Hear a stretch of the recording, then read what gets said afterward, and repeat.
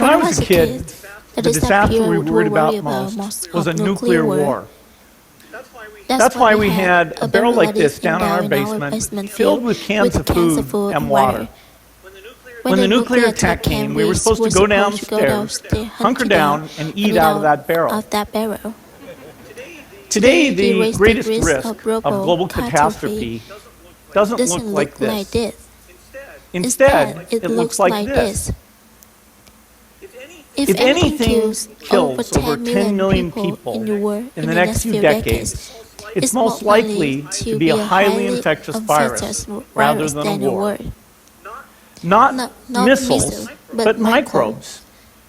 Now, part of the reason for this is that we have invested a huge amount in nuclear deterrence. But we've actually invested very little in a system to stop an epidemic. We're not ready for the next epidemic.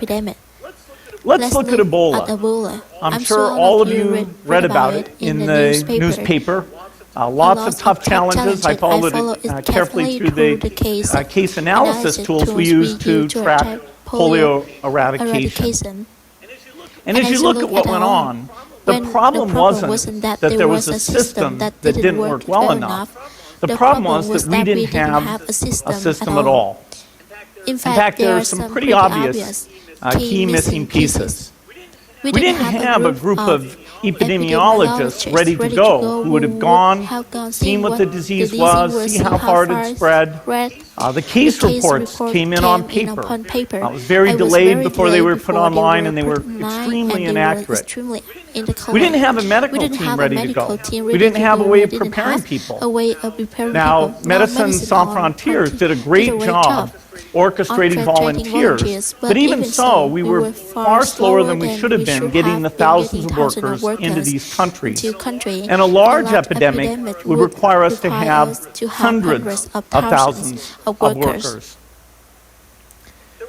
There was no one there to look at treatment approaches, no one to look at the diagnostics, no one to figure out what tools should be used. As an example, we could have taken the blood of survivors, processed it, and put that plasma back in people to protect them, but that was never tried. So there was a lot that was missing, and these things are really a global failure. The WHO is funded to monitor epidemics, but not to do these things I talked about. Now in the movies, it's quite different. There's a group of handsome epidemiologists ready to go. They move in, they save the day, but that's just pure Hollywood. The failure to prepare could allow the next epidemic to be dramatically more devastating than Ebola. Let's look at the progression of Ebola over this year. About 10,000 people died, and nearly all were in the three West African countries. There's three reasons why it didn't spread more. The first is there was a lot of heroic work by the health workers. They found the people and they prevented more infections. The second is the nature of the virus. Ebola does not spread through the air. And by the time you're contagious, most people are so sick that they're bedridden. Third, it didn't get into many urban areas, and that was just luck. If it had gotten into a lot more urban areas, the case numbers would have been much larger. So next time, we might not be so lucky. You can have a virus where people feel well enough while they're infectious that they get on a plane or they go to a market. The source of the virus could be a natural epidemic like Ebola, or it could be bioterrorism. And so there are things that would literally make things 1,000 times worse. In fact, let's look at a model of a virus spread through the air like the Spanish flu back in 1918. So here's what would happen. It would spread throughout the world very, very quickly. And you can see there's over 30 million people die from that epidemic. So this is a serious So problem. this is a serious We should be problem. concerned. We should be concerned. But in fact, we But in can fact, build we can build a really good response really good system. response We have the system. benefits of We have all the the science benefits and of all the technology science and that we talk technology about here. that we talk We've about got here. cell phones We got to get cell information phone from the to get public and get information information from out the to public and get them. We have information out satellite to maps where we can see where people are and where they're moving. Move- We have advances in We have biology advances in biology that should dramatically that should change the dramatically turnaround change the time to look at a turnaround time to pathogen look and at be able to make drugs and vaccines drugs and vaccines that fit for that that fits for that pathogen. pathogen. So we can have tools, So we but those can have tools need to be tools, put but into an need to be overall put into global an health overall system, global and we health need system. preparedness. And we need preparedness. The best lessons, I think, on how to get prepared are, again, what we do for war. For soldiers, we have full-time waiting to go. We have reserves that can scale us up to large numbers. NATO has a mobile unit that can deploy very rapidly. NATO does a lot of war games to check, are people well trained? Do they understand about fuel and logistics and the same radio frequencies? So they are absolutely ready to go. So those are the kinds of things we need to deal with an epidemic. What are the key pieces? First is we need strong health systems in poor countries.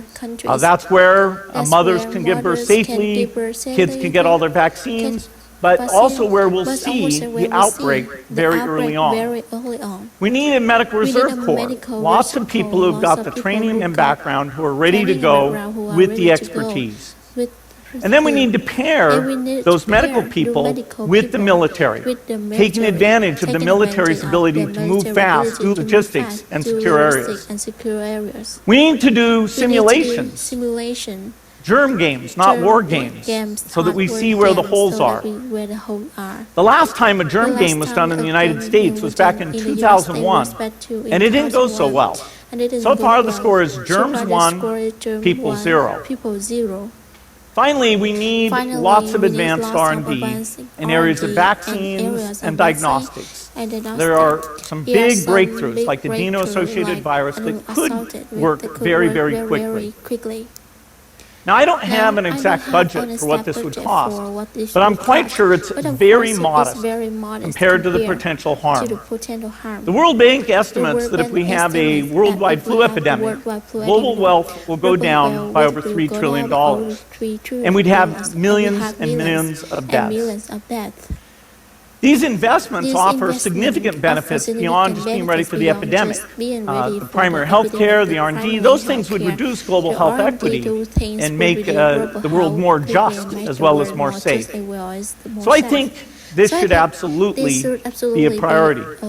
There's no need to panic. We don't have to hoard cans of spaghetti or go down into the basement. But we need to get going because time is not on our side. In fact, if there's one positive thing that can come out of the Ebola epidemic, it's that it can serve as an early warning, a wake-up call to get ready. If we start now, we can be ready for the next epidemic. Thank you. Thank you.